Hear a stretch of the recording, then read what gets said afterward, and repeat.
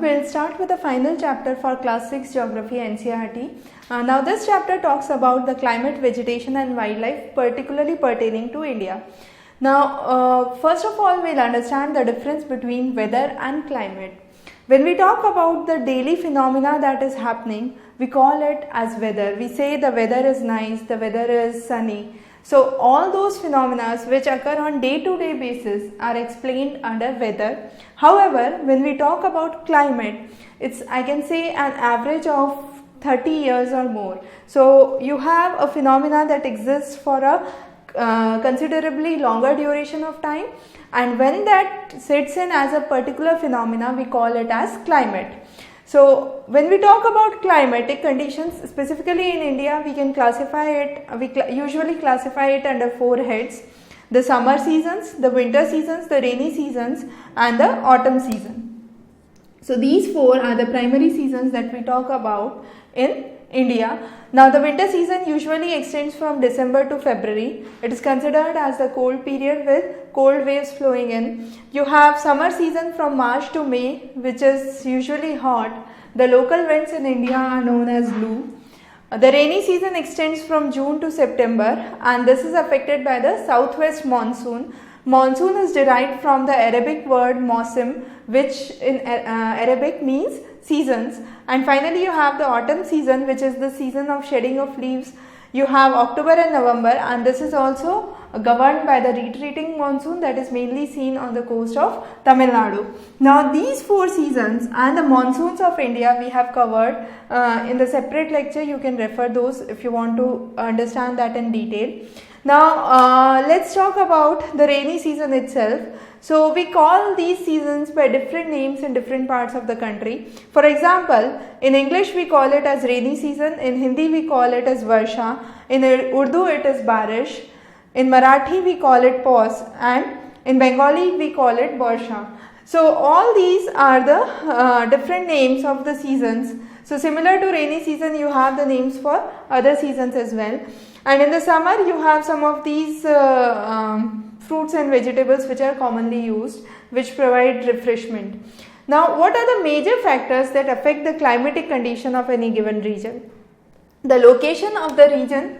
So if I say the region is located close to 0 degree, that's equator, it would be hot and humid. However, if it is towards the poles, it would be, the temperature would be cool. So location, the height from the base. So the regions at the mountain top would be much cooler as compared to the mountain bottom or the plains, I would say. How far the region is from the sea. So you have the impact of sea that affects the cooling of the sea breeze and the land breeze, I would say. Then you have the relief features. Now here are some of the extreme examples in India. You have severe arid conditions in Bikaner. You have freezing cold conditions in Dras and Kargil. So regions of Rajasthan with severe arid conditions, region of Jammu Kashmir with extreme cold conditions. Then you have Mumbai and Kolkata, which are port areas. Coastal areas are moderate, and the region of highest rainfall in the world is Bayansuram in Meghalaya. It was previously Cherrapunji, and now it has been, since decades it has been Bayansuram. Now next is the natural vegetation. Again, when we talk about vegetation, we can classify vegetation in India based on 5 major categories. The first is the tropical evergreen, tropical deciduous, thorny scrubs, mountain vegetation and mangroves. Let's understand these one by one. Tropical evergreen or rainforest. Now as the name suggests, rainforest is usually seen in the areas close to the equatorial belt, and we call it evergreen because if you visualize these forests, they appear green despite of the fact you visit them in any season. That means these regions have different species of trees and they shed their leaves in different seasons. So let's say you have species A, B, C and D. Now A will shed the leaves in winter. At that time B, C and D would be green. B would shed the leaves, for example, in summer. At that time A, C and D would be green. So at any given season you would see greenery in that region.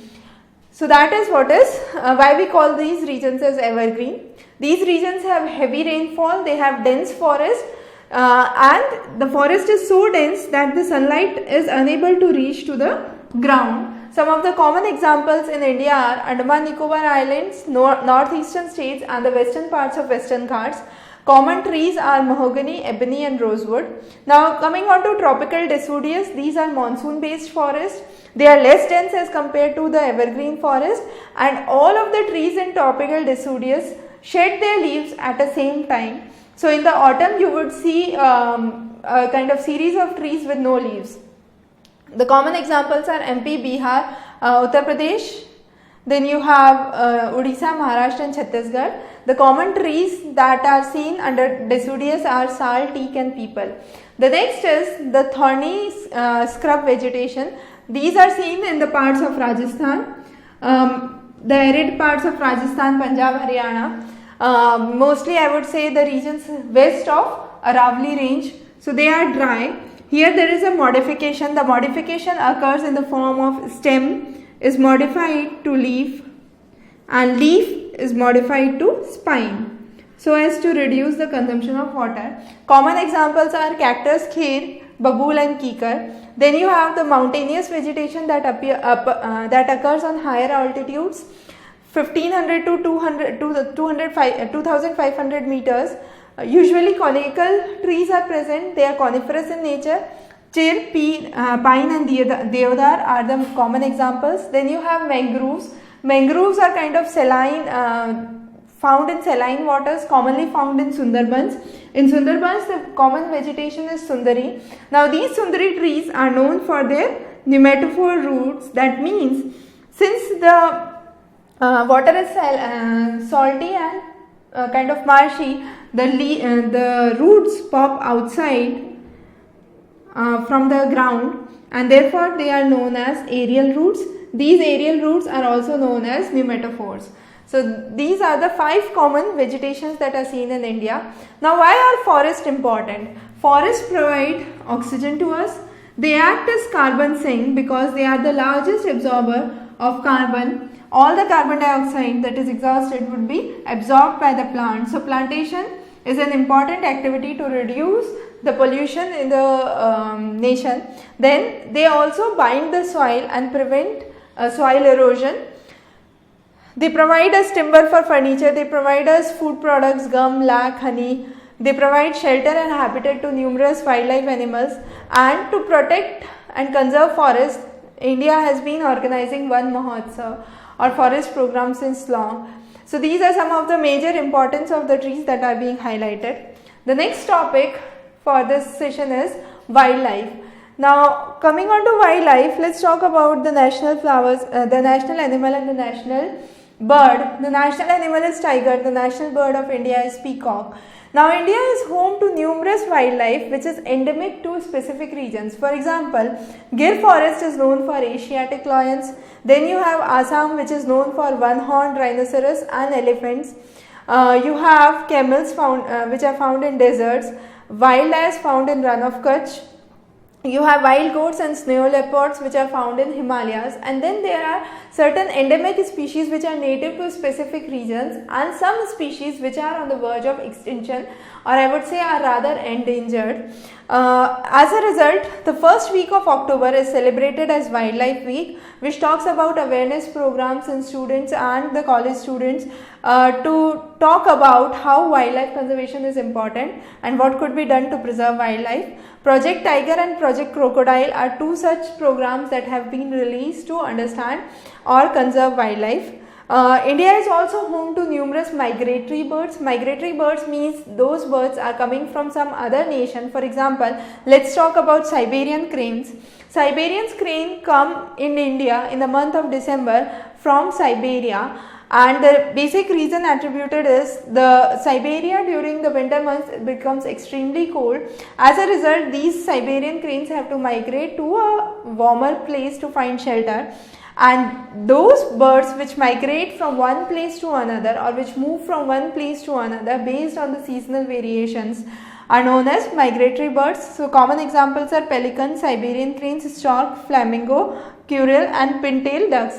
So with this we cover the class 6 geography. We will be starting with class 7 geography in the next class. You can subscribe to our channel for further updates. Have a good day ahead.